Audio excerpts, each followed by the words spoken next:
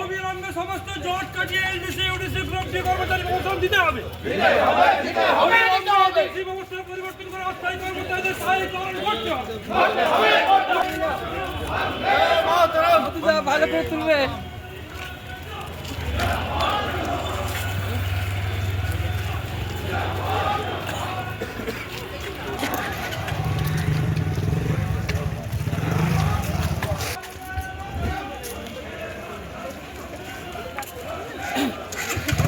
কোনটা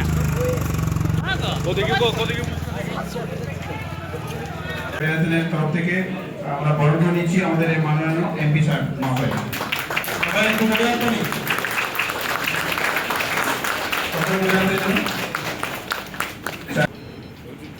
আমাদের পশ্চিমবঙ্গ বাঁকুড়া শহরের বুকে আমাদের কালেক্টরেট ডিপার্টমেন্টের সমস্ত কর্মচারীরা বাংলার মুখ্যমন্ত্রী মমতা বন্দ্যোপাধ্যায়ের পাশে দাঁড়িয়েছে। ঘটনার থেকে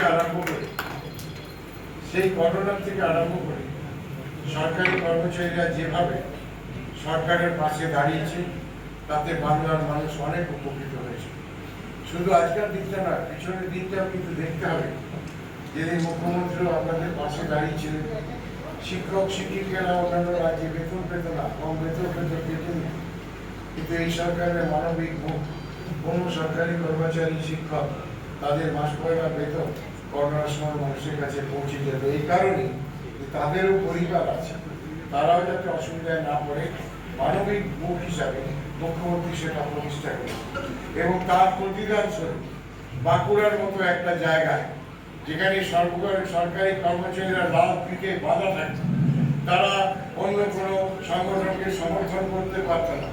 আগে যখন যারা ফেডারেশন করতো তাদের উপর অত্যাচার হতো, সেটা কিন্তু বন্ধ হয়েছে এবং আজকে নূতনভাবে বাঁকুড়া শহরের জেলার উপরে আপনারা এত কর্মচারী উপস্থিত হয়ে একটা নতুন দিগন্ত শুরু করেছেন।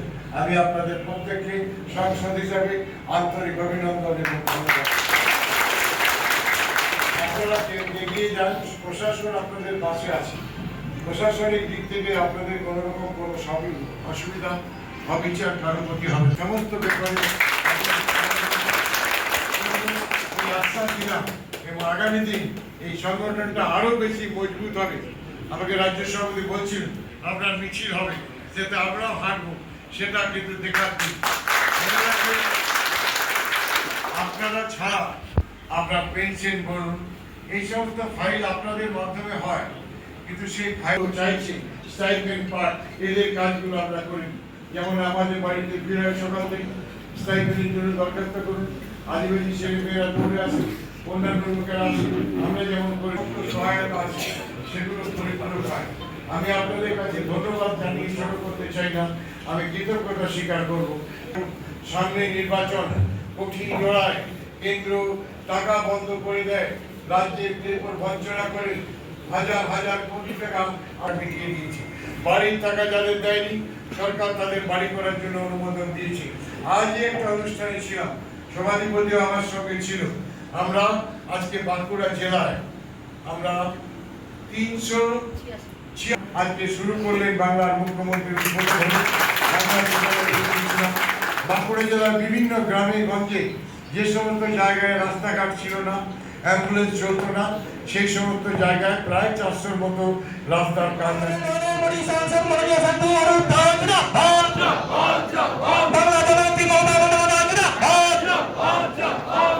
আমাদের মধ্য থেকে এর মধ্যে ইতিমধ্যে আমাদের বাঁকুড়া জেলার সাংগঠনিক তৃণমূল কংগ্রেসের সভাপতি আমাদের মধ্যে অলরেডি উপস্থিত হয়েছেন। রাজ্য সরকারি কর্মচারী ফেডারেশনের পক্ষ থেকে যে আপনাদের এই প্রোগ্রামের আয়োজন করা হয়েছে, সেখানে উপস্থিত ছিলেন আমাদের সাংসদ সাহেব জগতী মহাশয়। যে আপনাদের ফেডারেশনের যে আমার ডিএম চত্বরের যে মানে সদস্য সংখ্যা, তো আজকে আমি এখানে এসে দেখে খুবই খুশি, খুবই আপ্লুত যে আপনারা এই সংখ্যাটায় পৌঁছতে পেরেছেন। শুধু সংখ্যাটা বাড়ালে হবে না, আপনাদেরকে মজবুত হতে হবে, আপনাদেরকে আরো শক্তিশালী হতে হবে, রাজ্য সরকারের পাশে থাকতে হবে, আমাদের পাশে থাকতে হবে। আমরা সদা সর্বদা মানুষের জন্য কাজ করে বেড়াই, তো আপনারাও সেই এলাকা থেকে আপনাদেরও কিছু দাবি দাবা থাকবে, এলাকার মানুষের কাছে কিছু যদি আপনাদের তুলে ধরার থাকে, সেক্ষেত্রে আমাদের সহযোগিতার প্রয়োজন হলে, যেহেতু আমরা প্রশাসনিক জায়গায় আমি আছি, সেখানে যদি প্রয়োজন হয়, হেল্পের প্রয়োজন হয়, সেটুকুও আপনারা জানাবেন। আপনাদের তো অসুবিধা সুবিধা সেটা তো সবসময় আমি শুনছি, আমি আপনাদের পাশে আছি। শুধু চেয়ারে যতদিন আছি বলছি না, আমি আপনাদের যতদিন পার্টির সাথে যুক্ত আছি ততদিন আপনাদের সাথে পাশে আছি, এটুকু অঙ্গীকার করতে পারি। আমরা বাজলে আমাদেরকে ফিল্ডে নামতে হবে তা কিছু নয়, আমাদের তার আগেই নামতে হবে। আপনাদের পক্ষ থেকেও আমি চাইবো যে একটা জোর কদমে প্রচার থাকুক, যেই প্রার্থী হোক আমরা সেই প্রার্থীকে বিপুল ভোটে জয়যুক্ত করবো। বাঁকুড়ার রেজাল্টে যেন আমরা ভালো করতে পারি, মমতা বন্দ্যোপাধ্যায়ের একটা আশা আমাদের থাকে। এবং কি কি কর্মসূচি রয়েছে আপনাদের? আমাদের পশ্চিমবঙ্গ রাজ্য সরকারি কর্মচারী ফেডারেশনের আজকে যে কালেক্টর ইউনিট কমিটি, সেই ইউনিট কমিটির উদ্যোগে আজকে আমাদের ডিএম অফিস চত্বরে আমাদের একটা মিটিং এর আয়োজন করা হয়েছিল কর্মচারীদের সবাইকে একত্রিত করে। মূলত আজকের আমাদের যে দাবি দাবা তাতে হচ্ছে আমাদের কন্ট্রাকচুয়াল কর্মচারীদের যারা এখানে কাজ করছেন তাদের বেতন যাতে সঠিক সময় হয় এবং তাদেরকে যাতে আমরা সঠিকভাবে বেতন দিতে পারি এবং সঠিকভাবে তাদের পাশে থাকতে পারি।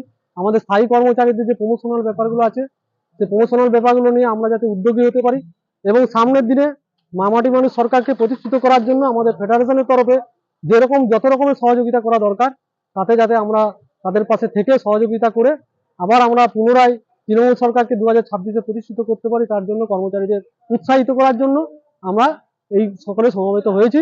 এবং আমাদের কর্মচারীদের সুযোগ সুবিধাগুলো আমাদের যে জেলা শাসক আছেন সম্মানীয়, ওনার কাছে আমরা দাবি দাবা তুলে ধরবো আমাদের এই ইউনিট কমিটির পক্ষ থেকে। এছাড়া আমাদের একটা ইউনিট কমিটি এখানে বর্ধিত ইউনিট কমিটি আজকে ঘোষণা করা হবে, সেই ইউনিট কমিটিও আমরা জেলা শাসক মহাশয়ের কাছে তুলে দেবো।